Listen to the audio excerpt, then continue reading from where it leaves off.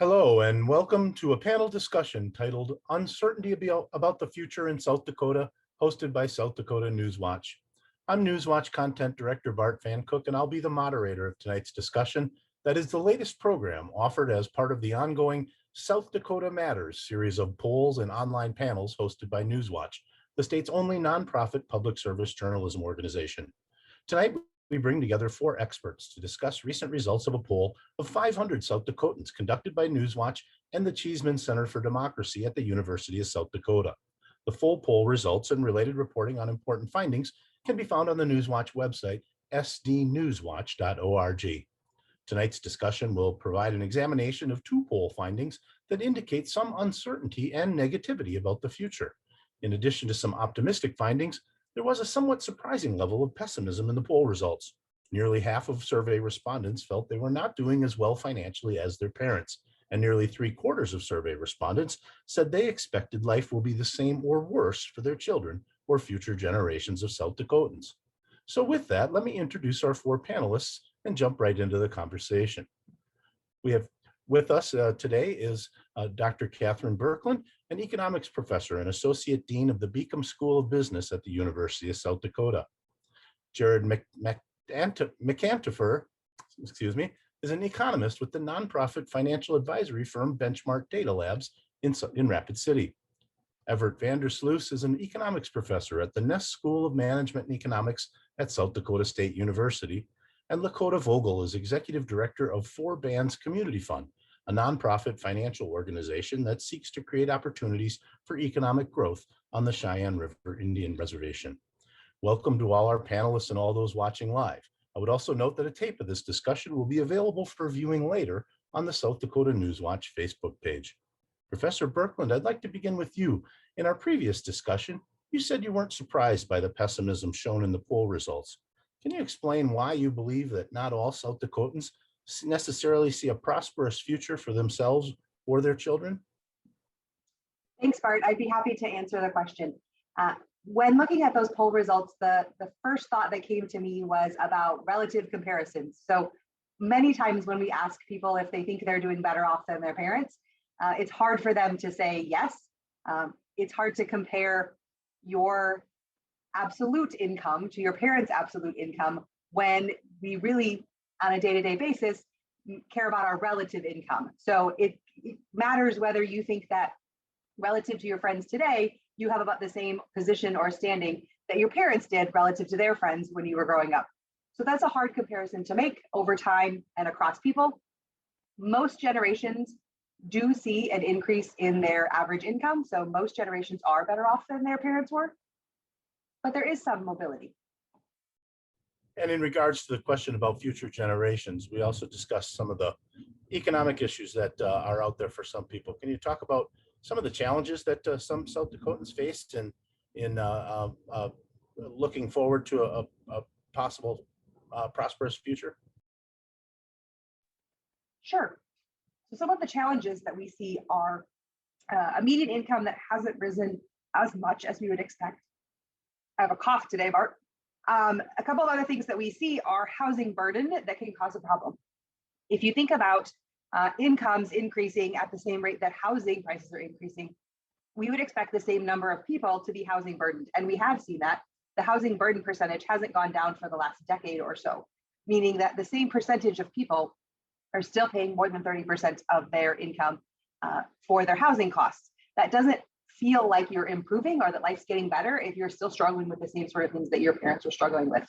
In addition to that, we've seen a decrease in our labor force participation rate. So the number of people who are working to support the incomes of households as a percentage of all of the people 16 and over has been falling for the last decade, which puts a greater burden on those who are working to earn income for everyone else. Yes, thank you. Professor Vandersloot, when we chatted earlier, you talked to some people being, quote, left behind in the current economic boom or what appears to be a solid South Dakota economy. Well, who would you say is being cut out of that economic prosperity, and what factors do you see playing into that? And are those reasons that you think that some of this pessimism was shown in the poll results? Well, my comments had to do with some of the material that I have been reading about notably the work by Angus Deaton and his wife, Ann Case, and they're both at Princeton University, but they're not the only ones that have sort of documented some long-standing trends that happened, that occurred even way before the 2008-2009 economic crisis, and they referred to deaths of despair. That sounds very ominous. They define those as the number of deaths caused by suicide, alcohol-related liver disease, and drug overdose. And it's the kind of stuff that we would like to turn away from once we hear a term like that. But the numbers are pretty staggering. In 2018, they document that an estimated 158,000 people were affected by these three causes. And that was up from 65,000 in 1995. And so they count this as an overall increase in mortality rates. But of course, if we talk about things like suicide and drug overdose and alcohol-related issues, we know that there's a lot of additional pain associated, not only affecting the individual, but family members as well, and that goes very deep. And are you seeing those signs of that in South Dakota, either in this poll data that you examined or from your expertise and experience as an economist? I am not able to speak to that directly, but I would think that based on the work that they have done, they say these are observations that they find in each state, and I don't think South Dakota would be excluded from that. So while if you look at they've done some mapping documenting these numbers, and they find that particularly in some of the southern and western states, these incidences of these afflictions are quite high. These rates have also gone up in our area. So I wouldn't think that South Dakota is excluded from these general trends. Maybe the incidence of it in general might be less severe than they might be in other states, but we're not immune from it. Sure. And Mr. McAntifer, I'm sorry, it's tough for me to say. You offered that some of the pessimism shown in the poll may not be solely the result of economic forces or fortunes. Can you share your thoughts on why you think some South Dakotans are feeling less than optimistic about the future? Sure, Bart. I'd be happy to. It's McIntaffer. Just to remind you there. I've got one of those fun names too, where it doesn't roll off the tongue. So anyway, I think that Doctors Birkeland and Vandersloot make some good points about income stagnation in the state. Some low wage situations, and some of the other issues with deaths of despair that may be influencing some people in some of the results in this poll. But when I was kind of digging into the numbers a little bit and looking at those results, to me what jumped out was more a political story or a socio-political story of the just sort of frustrations and the state of the nation coming out of COVID, coming out of a contentious national election, that some of those factors might be driving the results more than the labor market or the current situation with wages and things like that. Those just seem to me to be the bigger factors. I mean, a couple of things that jumped out was the median household income of the survey respondents was $75,000 versus $58,000 statewide. And in the Rapid City part of the country, Pennington County, median household income is closer to $50,000. So it's a relatively well-off survey sample. Also in the survey, 64% said they had 3 months of savings on hand. If you look nationally, that's so much higher than the national average. I was just looking at a bank rate poll from last year where only 20% of survey respondents said they had 3 months of savings. So I saw that it was a group of people that tended to be relatively well off. seemed to have a solid savings position. The economics didn't seem to be driving that, but some of the other questions I thought really were telling. In the poll, 65% of the respondents said that they were dissatisfied by the state of democracy in the country right now, and 43%, this really jumped out to me, 43% of the respondents said members of the opposing political party never had the best interests of the country in mind. And 59% said that members of the opposing political party were either somewhat or a severe threat to the future of America. And in fact, 31% said that members of the opposing party were a very serious threat to the future of America or to America itself. That was the most common response in the survey, was that people from the opposing political party are a serious threat to the nation. So it just seemed that to me, those were the things that were probably driving the survey responses. We just had a change in administration.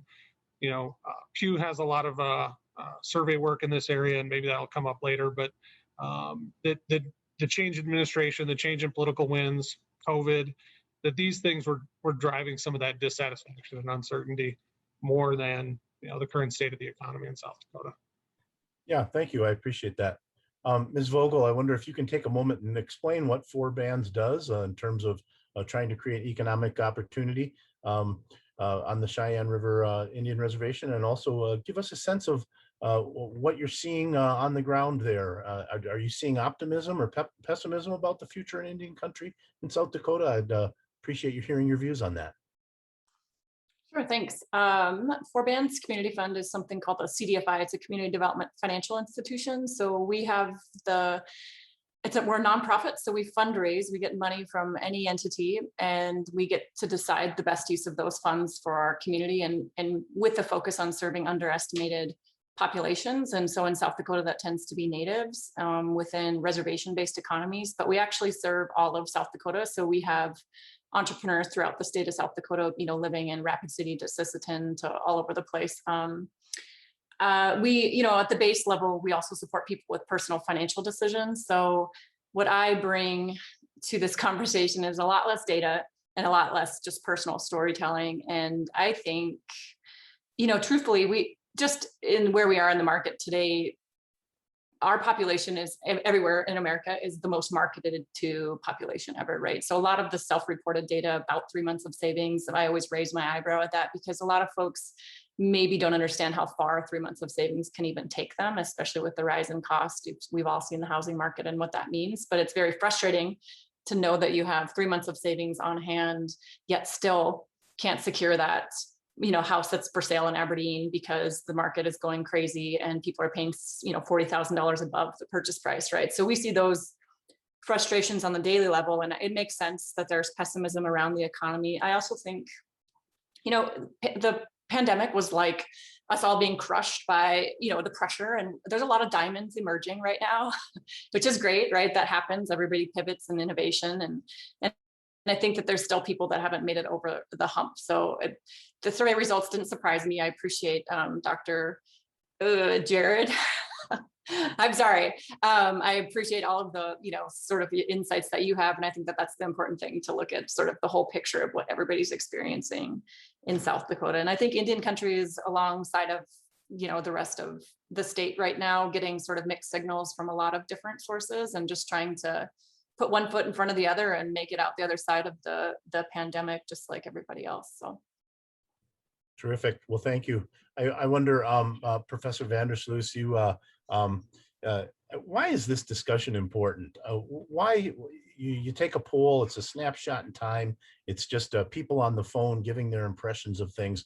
Why do you feel like it's important to do polls like this and then have meaningful discussions about what the results are and where we go from here?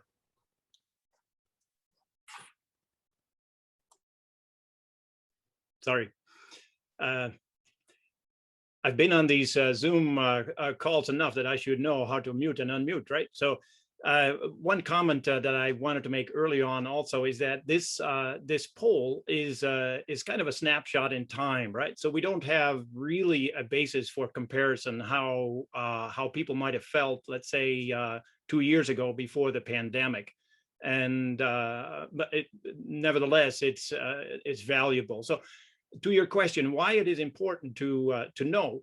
I think, I think most of us would like to think that we strive for an inclusive type of a society, and we know that if people are excluded, or at least if they feel excluded or disillusioned or turned away, then they might turn to other outlets that generally are not productive, and so that would be economically costly too.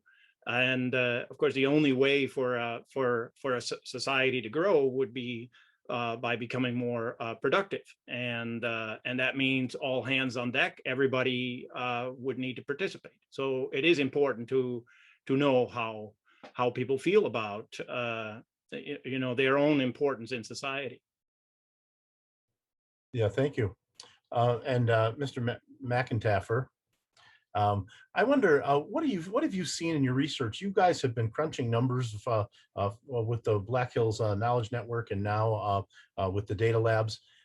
What are you seeing, or how would you describe to someone who came to or wanted to come to South Dakota what they can expect to see here in terms of the economy, in terms of housing availability and costs, jobs and wages?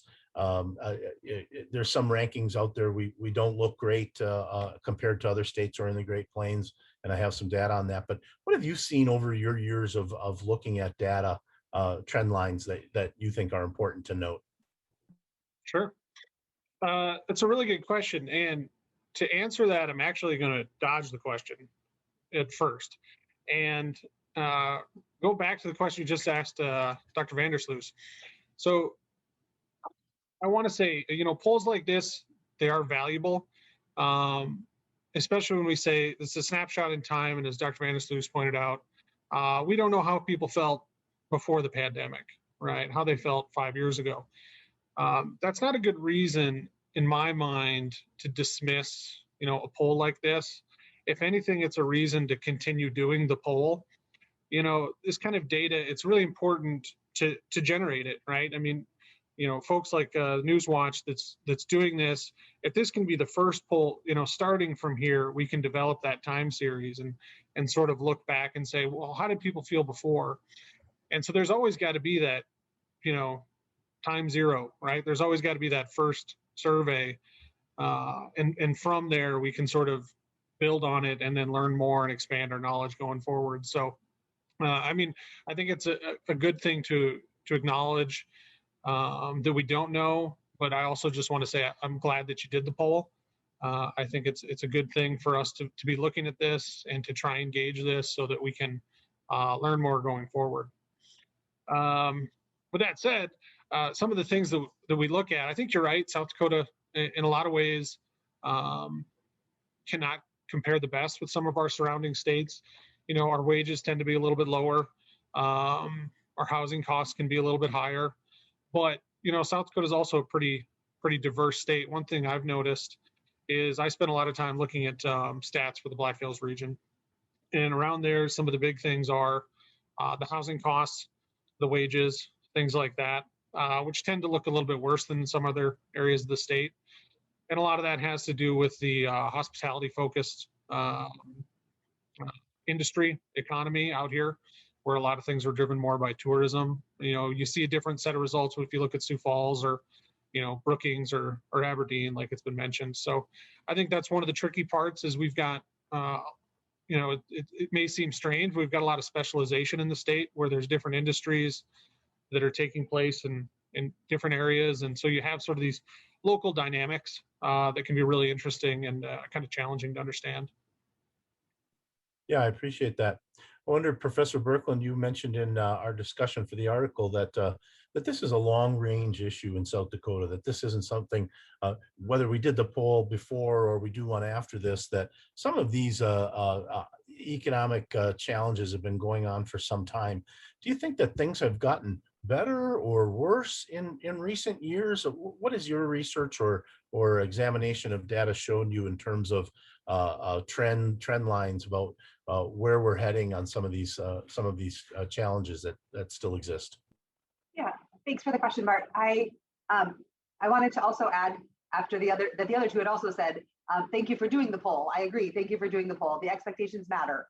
When we talk about planning for the future or how people behave or trying to make a forecast of what the state of the economy will be in 5 years, we need to know what people expect. And so even if we had not had the poll before, expectations matter. And so learning about those expectations that people have, it does matter. When we think about the statistics or things that have been changing over time or the dynamics, as Dr. McIntyre alluded to, of the local dynamics in the state, there's a couple of things I think that play out that are interesting and intriguing questions.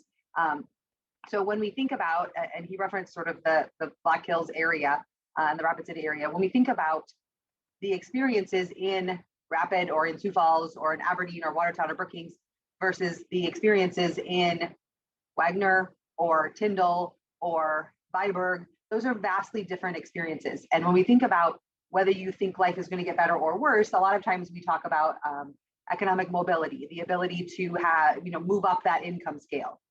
In a lot of small rural economies, we have almost a bimodal distribution, meaning that there are jobs at the low end and there are jobs at the high end, but there are not necessarily a lot of jobs where you can move up the rung steadily.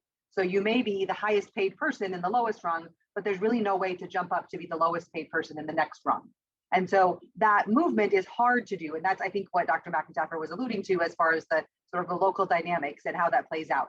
Given that we have a lot of our state who live in areas where it's not a consistent economic structure, and that's gonna cause a problem. I think that as Lakota alluded to, and both the other two also mentioned that the housing burden has not gotten any better, and it's not going to get better. So it seems problematic that the housing prices are rising faster than wages. We have seen a dramatic change in labor force participation. So what we see is, for a long time, South Dakota had a very high labor force participation, low-ish median household income, but lots of dual income households. So for a long time, South Dakota led the nation in number of households where there were 2 wage earners, but with those 2 wage earners together, still the household median income was low. And so that meant that there were lots of people working very hard for jobs that didn't pay a whole lot. We have fewer people working as a percentage of the labor force, and the median income is growing. So that would lead us to believe that there are still people working, but they are earning more money individually. And so those households are seeing an increase in that and a change in the number of dual income households. So there are some bright spot there to consider the dynamics that are happening. Yeah, thank you. I appreciate that. Ms. Vogel, one of the things that Dr. Vandersloot talked about on terms of deaths of despair, a lot of that is related to a sense that there's not upward mobility or the ability to do better than your parents or do better than you were 5 years ago. I wonder, do you, in terms of what you're seeing on the ground there, is there a sense of that there's opportunity for betterment? And if so, or if not, I wonder, are there things that you're doing specifically to try to create those opportunities that will give people the chance to live a better life themselves and also provide a better life for their children or future generations? Yeah, oftentimes the data for Native Americans in the state of South Dakota it's hard to come by, and it's not easy. It's hard to, I guess, even collect. And so oftentimes we're just the opposite of what's happening across the state. And I think it's understandable that many people don't have that information. So what Forbands does is we do our best to collect as much information as possible. So for example, Forbands filed 1,200 income taxes this year for Native Americans throughout, Cheyenne River basically, and non-Native. So anybody within the vicinity of our site could file their e-file. And this year was more interesting than others because you could get the zero AGIs or the zero income earners because of the stimulus refund or needing to be recognized by the IRS. So anyhow, having the whole, the 0 AGI to 160,000 AGI from our population, our median income, our AGI is 25,000. And you don't hear about that enough in the state of South Dakota and the impacts of what that does to our population. We actually have anchor institutions that do allow for growth, right? So we've got tribal government systems, we've got federal government systems like the BIA, and we've got IHS. Those are our anchor institutions in most reservation-based economies. So there is opportunities for growth, wage growth specifically. There is a little bit of professional development that has to happen in order to grow within that wage, which is hard to come by, but it's possible. So we did a survey in 2017 for our youth. So we also have a very young population. The population pyramid for Native American communities is actually flipped upside down. We have a very young population. 45% of our population is under the age of 18. So we like to see what's going on with them, what their optimism is, especially around entrepreneurship. And back in 2017, we did a survey of 69 youth and measured their optimism and asked that exact question. And 65% of our kids asked that they will be somewhat or much better off than their parents, right? So I have some of that. And a lot of it, I think, just goes into the fact that there's more resources, there's more education around what it looks like to grow wealth in the community, et cetera. So there's a lot of reasons why that could be happening. And I think that's a very bright spot for us. And we continue to invest in the youth and grow, youth entrepreneurship opportunities. Because oftentimes we don't talk about this enough in South Dakota in general, but if college isn't the right next step for you, especially with the amount of student debt that comes along with that, you can be an active, engaged citizen in your community if you start an enterprise, if you start detailing cars or do a car wash or something like that. So we really promote entrepreneurship if that's the right next step. And plus it, creates jobs and allows people to grow. So I think, we're on the ground doing this and getting the data as we can, but I think a lot of times what's missing from the statewide conversation is the specific Native American information. And I understand that it's difficult to collect, just even seeing the census data. I was part of that this year with the decennial census, and that was interesting. And I think that's rural South Dakota in general. It's probably hard to collect information in rural areas, period. So I don't know if I answered your question, I'm sorry. No, but that's very, very informative, and great to hear that there's some real bright spots there, and some things that are maybe turning a corner from where we were to where we can be as a state and a population. I wonder, Professor Vandersloot, you had talked about looking more closely at some of the poll results, breaking it down a little further, and I know. I wonder how you see what you see there in the fact that younger people tended to show less optimism in the poll results than the older population, and also and this maybe goes to what Dr. McIntaffer was saying about politics, but Republicans were less optimistic. I wonder what you make of those results, or if there were things that you looked at when you were sent the poll results that stood out to you in terms of breaking it down a little bit beyond just the overall answers. Yeah, there were a few things, and like Dr. McIntaffer, I also noticed a number of semi-political types of things. The 65 people dissatisfied with democracy, and so on and so forth.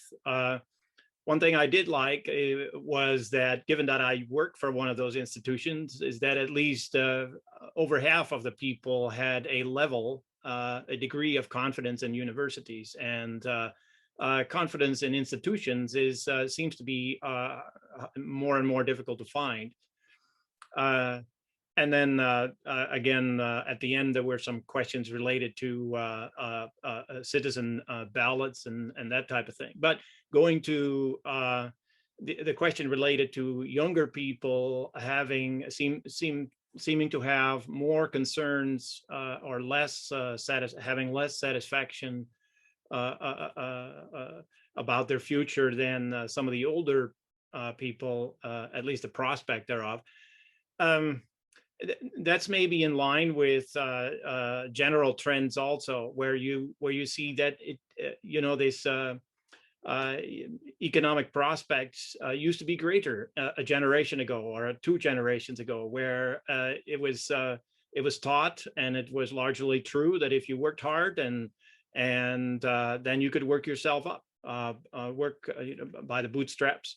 But that's not necessarily the case anymore. And I think maybe some younger people may feel that sometimes the game is stacked against them. The cards are stacked against them. So maybe that's where that comes from. Of course, we talked earlier about that this is a snapshot. We are in the middle of the pandemic, and then so it may be that people's responses are in part because of that. And we also know that young people in general have been disproportionately affected. And I know some of these people, and I'm sure all of you do too, whose opportunities have been very limited, in part because of the pandemic. So it's not entirely surprising, and I think it's in line with what you find overall, that for economic mobility has become more difficult for the younger generations than it was in the older generations' time when they were younger. Yeah, thank you for that. And I wonder, Dr. McIntaffer, do you see that some of those issues playing out among our younger people? Other topics that come up are the brain drain, people leaving South Dakota for higher wages nearby. I can tell you that, South Dakota's lowest median annual wage in the Great Plains, 45th lowest in the nation at $36,800 a year, 22% of the workforce in retail or hospitality. Do you think that there's a breaking point here, or something that we're heading towards where maybe we need to diversify the economy more than it is right now? Or how would you suggest that maybe this could things could be improved for younger people and keep them in the state and keep some of our best and brightest here? I think one, yeah, I sympathize a lot with sort of the younger generation right now. I think that they're not foolish. I think they see some of the issues, long-term economic issues that are going to be confronting the nation. I think they can look at the current state of affairs and they can understand that the path to prosperity that existed before through purchasing a home, working, building wealth, and looking forward to prosperity, it isn't quite there right now. College debts are delaying home purchasing, delaying family formation, delaying wealth building, and a number of other factors too. So I think that they're right to look ahead of them and see that they might make less money, they might have less opportunity to own a home, that might have less opportunity to form families, and they might be they'll certainly be facing higher taxes and probably reduced environmental quality in a lot of areas. So I think that, like I say, I think they're not foolish. I think they see these things ahead of them and they understand that they're challenges that are not of their creating, but that they're going to have to deal with. So I definitely can understand some of that pessimism. I think, you're right that some of those issues, the low incomes, are definitely contributing to potential brain drain, as the phrase goes, where younger folks in the state are leaving for opportunities elsewhere. I think they're making smart decisions for themselves on that front, and that diversifying our economy would help in a lot of areas, especially out here in the Black Hills, but across the state. It's a challenging thing, though. It's easy to say, it's hard to do. And I think that some of what Lakota's saying about entrepreneurship, especially in our rural towns, if we want to keep our small towns in South Dakota viable and thriving into the future, it's going to take the work that she's doing and others are doing to kind of foster our entrepreneurs and do business creation and employment growth within communities. It's got to be that sort of economic gardening approach. It's great to attract the Amazons to the Sioux Falls region and invest and create a lot of jobs, but what does that do for Fate, South Dakota? Things like that. So those are definitely challenges, and I think that the state is making some good decisions, some good strategies, especially around tech schools and investing in those sort of alternative paths to job creation, to careers, rather than the university path. I mean, that's certainly the path I went down, but it's not for everyone, and it's not necessarily the right path for a lot of people. So I'm really excited to see some of those developments, and I think that they will have positive impacts down the road. Yeah, thank you. I appreciate that. Dr. Birkeland, you're in the university, at a university where our next generation of leaders is learning and growing as young people. Do you see optimism or pessimism among them? I don't know if there's a post-pandemic hangover at all, or is this something that goes beyond that? And I also wanted to pose to you, we had discussed, South Dakota's strong focus on the ag industry for generations now. And I wanted to see if you would maybe touch on both of those. What are you seeing on the ground there at USD? And also, is there a way, or is this a time for South Dakota to say, well, farms have gotten larger, employment there has gotten smaller generally. Is there too much focus on agriculture in South Dakota? So that's a two-parter for you there. Sweet. I love a good two-parter. I'm going to start with the first part, which is, do we see optimism on campus? Generally, our subset of students, right, is pretty optimistic. College is a great place to be most of the time. When I see them now, so during the pandemic, of course, I saw them all through the computer, but now that I see them, there's some concern. They're worried about entering a job market that is heating up, but very uncertain. So there's a lot of uncertainty about which jobs will be done where.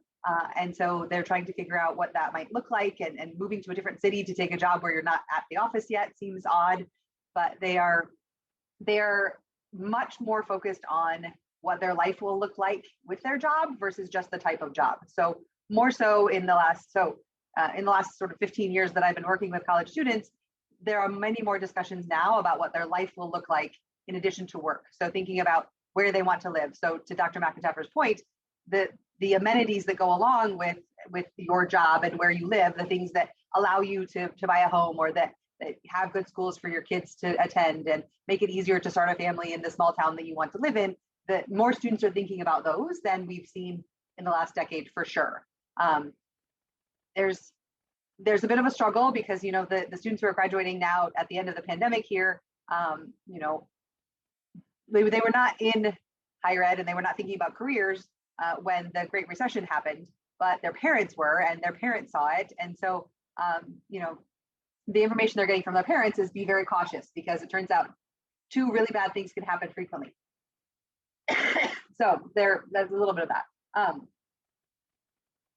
I'll take your second question, which was this idea about sort of what is the makeup of South Dakota and the industries. We are seeing a shift, I think, a seismic shift that is uncomfortable for a lot of policymakers and really for a lot of citizens in South Dakota, that the primary areas of production and jobs are not in agriculture. So the biggest areas for production in terms of output production and income and the number of people employed are not agriculture. These are things like finance and banking and even healthcare in the state. And that's a hard shift to make when for a lot of years we've defined our identity to be an agricultural state. So I think some of the reason that students are struggling to stay here is knowing whether the jobs that they're going to get will be valued because they aren't ag jobs. So if the signal is we are an ag state and we want ag people to be around here, but my job as a banker, maybe that's not a signal that I want to stay. So I think that's a hard shift that's happening, and it has a lot of uncomfortable conversations that go along with that for policymakers and for people looking forward to, what will the tenor of the state be related to the occupation that I want to do. Yeah, I wanted to ask Ms. Vogel, when you do you see a greater role for state or federal government in trying to help Native communities and individuals thrive? Has that been increasing or decreasing? I wonder how you would view South Dakota's role in trying to aid in the betterment of life of our Native population, and also the federal role there. Where do things stand there? Yeah, I think it was a tricky year, but I would say that in general, Native nations just want to be left to govern themselves and be respected in that decision and choice in respecting their sovereignty. So any, additional government interaction should just be out of a sort of nation to nation respect, right? And I don't think that that's necessarily happened lately with the state of South Dakota and recognizing that and respecting that. I do think that it's just a moment in history, and I think that it can be overcome. We've overcame worse, and it's just about creating those partnerships and making sure that we're all being diplomatic and understand that we all need each other, right? That this is about reciprocal relationships where we live, we share geographies, including South Dakota. And so I think that goes the same lines with the federal government. I think there's a lot of, with the American Rescue Plan, there's a lot of funds that is becoming available for infrastructure development that's needed in rural America, period. I do think the federal government needs a stronger rural policy so that it can be consistent across all departments on what rural America needs. And that includes reservation America. So sometimes we get caught up in talking about them in two different, distinct sort of ways, but they really are the same when you talk about rural America. The needs are the same across any rural platform. So I think we welcome any opportunity to partner, but want to be treated with the same amount of respect as we deserve. So that's just a general overview. I'm one person. No, well said, though. Okay. I appreciate that. What are the needs there? What are the opportunities you think that exist, whether it's in rural reservations or rural South Dakota as a whole? Are there untapped opportunities there that you see where you would like to see greater focus or investment and things that your agency can do to try to create those opportunities?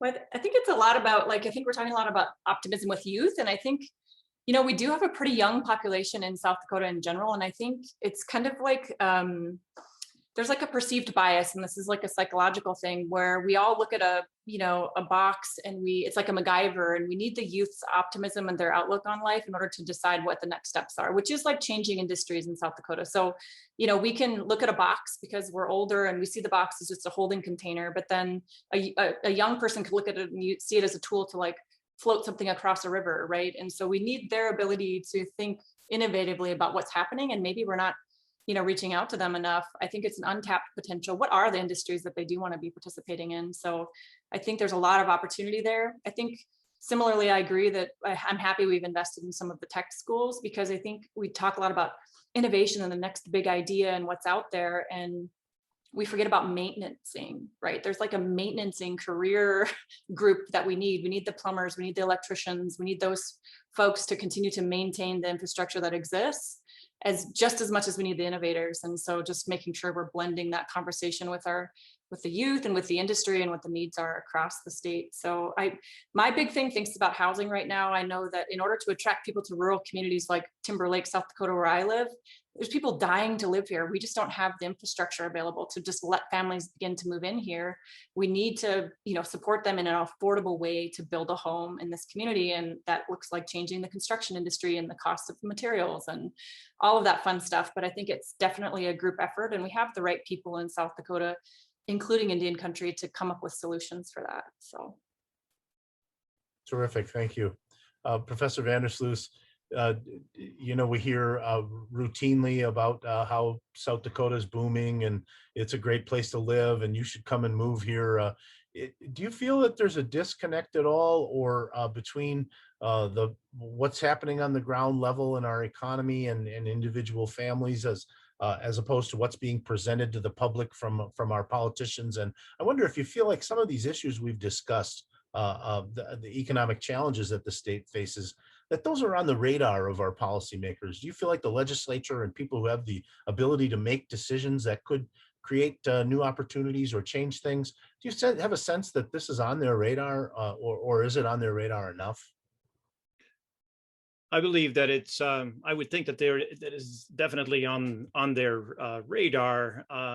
It's maybe a question of amount or extent,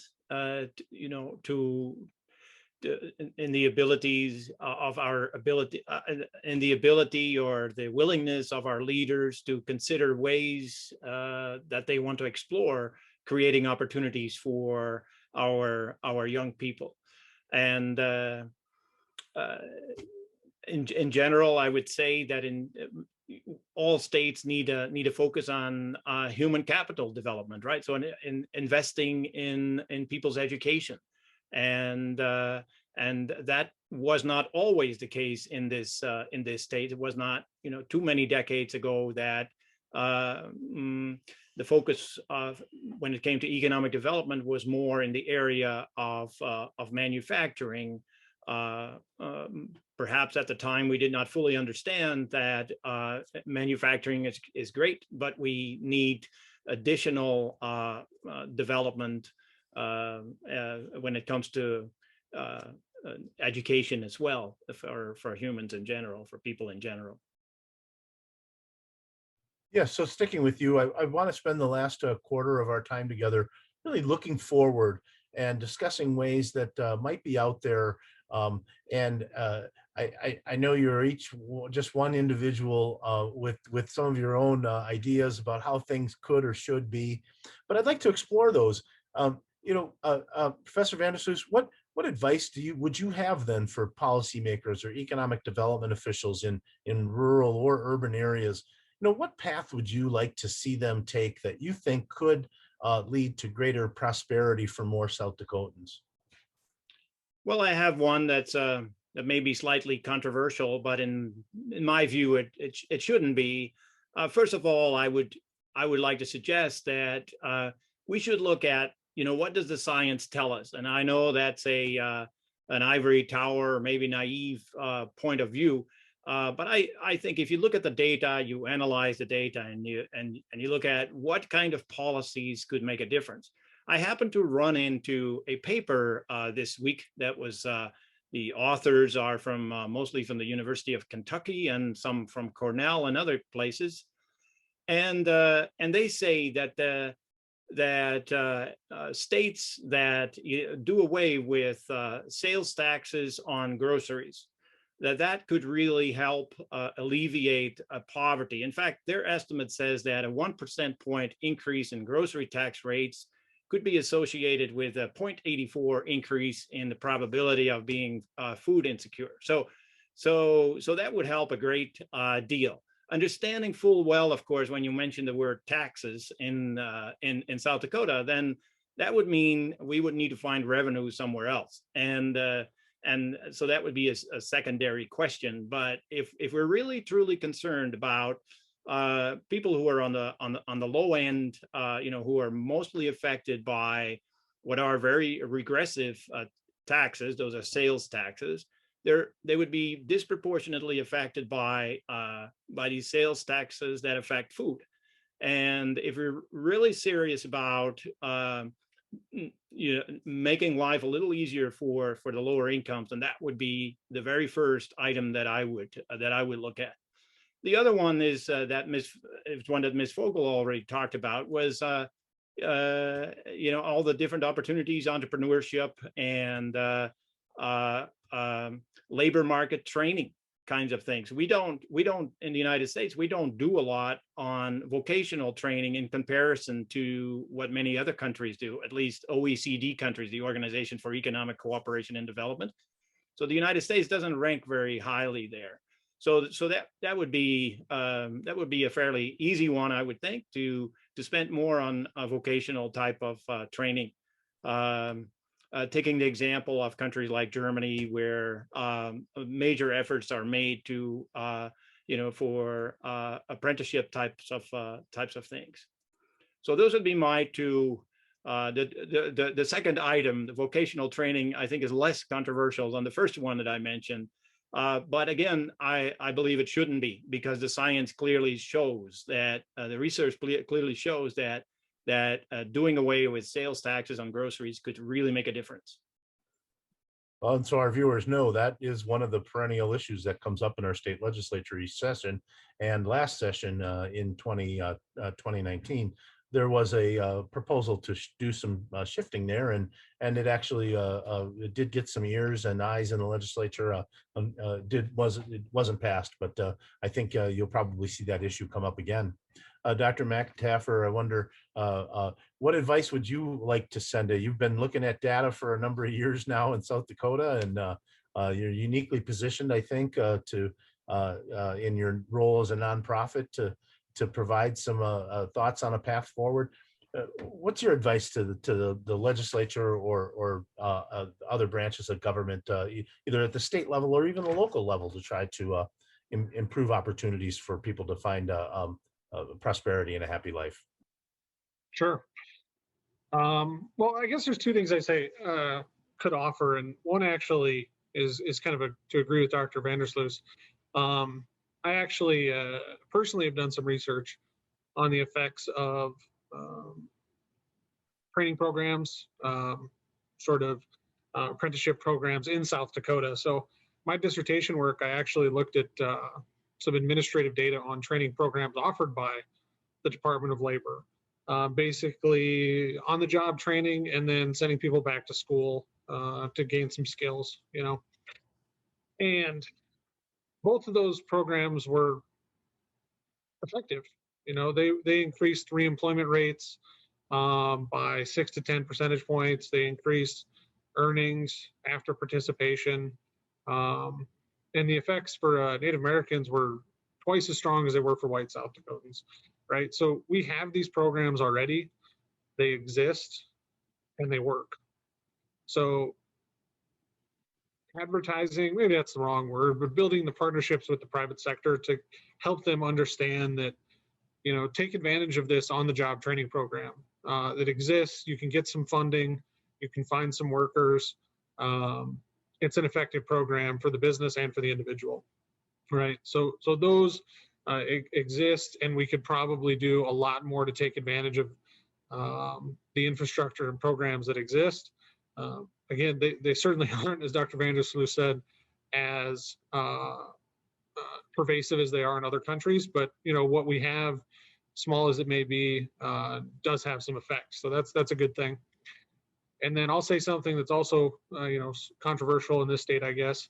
I don't understand why it is necessarily, but early childhood education, huge impacts on outcomes later in life.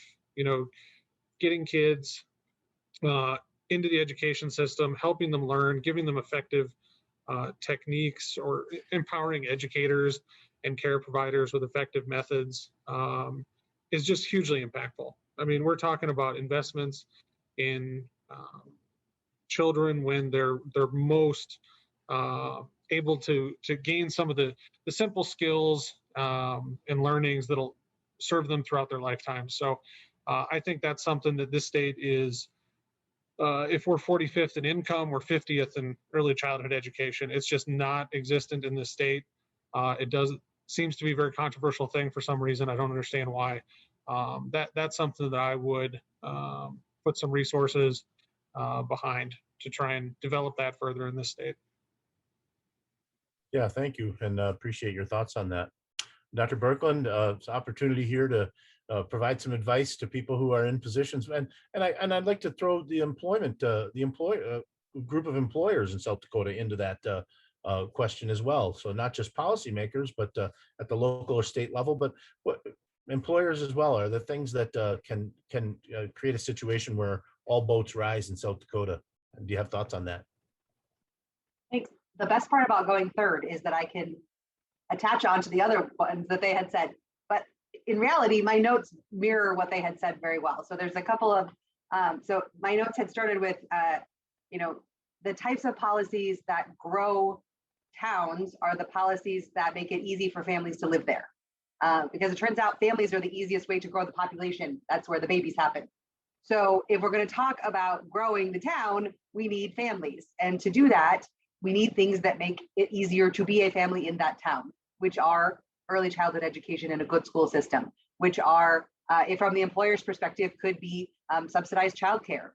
The childcare crisis in the state of South Dakota is substantial. There are many wages that simply do not pay enough to take your child to daycare while you're at work. It's simply not feasible. The to go along with that was the apprenticeship program. So mine was, my idea was pay people to be telework from a city, like pay them to go live in those small towns that have less than 5,000. But I agree, apprenticeship sounds like a much better idea. So let's put apprentices in these towns that only have 5,000 people. Like if you only have one plumber, like you get to contact the Department of Labor and make a post that I need an apprentice who's going to take over my plumbing business when I retire. Because I can't necessarily find someone, or my child doesn't want to do it or whatnot. Dr. Vandersloot, I'm going to go even further. I will definitely support the take the sales tax off of food. I had income tax written down. So if you're thinking like she's going to talk about something crazy that no one's ever going to do, mine was, that there are a lot of young people who acknowledge that low taxes mean low services. That's just the way it works. If we don't collect a lot of taxes, we don't have the money to provide the services. So if you want to live in a place that has the amenities and the services that you want, it needs to be a place that collects enough tax revenue to be able to pay for that. It is, property taxes are high in the state of South Dakota. So that adds to your housing burden, that adds to this cost that comes from buying a house, is paying the property tax for that. And it's pretty steep. So, changing that tax structure can help for sure. Yeah, thank you. And Ms. Vogel, what do you think? And whether it's state, I talked about state government, but also local governments, but also tribal governments in your case. Are there things that, what advice would you give them to try to make life better or create more opportunities for the people that you live and work with? Yeah, I'll just ditto everything everybody else said. But I think, I was just really reflecting, and I've been reflecting on this a lot, but I think rural America, we've lost that social capital. You mentioned a little bit of the human capital, which is similar to me, but I think we have to stop within the state and within any government system, stop talking, like using a scarcity mindset and constantly talking about the pie is only this big. And if you take so much of it, then the other person loses. And we need to start creating win-win situations and looking at things from like an abundance mindset, because there's a lot of abundance within the state of South Dakota, and we've got to shift the perspective of it. And it impacts your peers. So if you're surrounded by everybody else who's thinking from a scarcity perspective, it's going to impact their view and perception of the world, and how we perceive is how we proceed, right? So we need to change perceptions about everything. And I know that's kind of high level talking, but that's everywhere. I think it's just in America in general, in order for us to have an optimistic market and community for all of us to participate in, and building and strengthening those social institutions and those social conversations, so like volunteerism has dropped, and like you don't have the clubs that are meeting where kids can get involved. So if you want to attract people to rural America, you also need to have more things for them to do, which can look like entrepreneurial opportunities, but it can also just look like me finding a group of women to work out with in the afternoon that also has childcare, so that I can have a safe place for my children to go. And it's this holistic approach. And I think it starts with shifting mindsets away from scarcity into abundance, and just looking at what we can do with all the opportunity we have. How do you go about creating that shift? Where does that begin? What kicks that off that leads to some kind of systemic change? And I know that might be an unfair question, but I wanted to just take what you had said and bring you a little further along on that. I would say like a South Dakota News Watch article that would just, change the momentum, shift the momentum. All of us donating to South Dakota News Watch. I think it just goes back to each one of us, and possibly we have, the nice thing about rural America is we interact with multiple generations, right? There's a lot of intergenerational activity. And so just encouraging more intergenerational activity, because there's values with different generations, and making that happen. So if one person can go out and try to generate more intergenerational activity, so we can learn the different value sets, strengthen the social capital within your community, I think a lot more could happen that way. And that's also very general, but there's simple things that you can do with that within your community, and maybe it's just forcing my child to get involved in more volunteering activities as well, until they choose to, or what is it, being voluntold to do something. So maybe we just need to do a little bit more of that, but I don't really have the right answer. I'm sorry, Bart. No, I appreciate your thoughts. And so we're coming up on the hour here, and I think this is a good time to thank all of the panelists for making time not only to discuss this with me for the article, but also to make time to be with us tonight and share your thoughts. I think there's a lot to take away from our discussion, and this discussion will be promoted and available for viewing on Facebook. And I would encourage all of you to continue the good work you're doing. And we need people who are thinking deeply about important topics. And I'm so pleased that we were able to gather 4 of those people from South Dakota together tonight to do just that. So thank you to all the panelists. Thank you to everyone who watched. And again, for more information on this topic or other topics of importance to South Dakotans, you can always visit our website, sdnewswatch.org. Thank you again to everyone, and have a great night.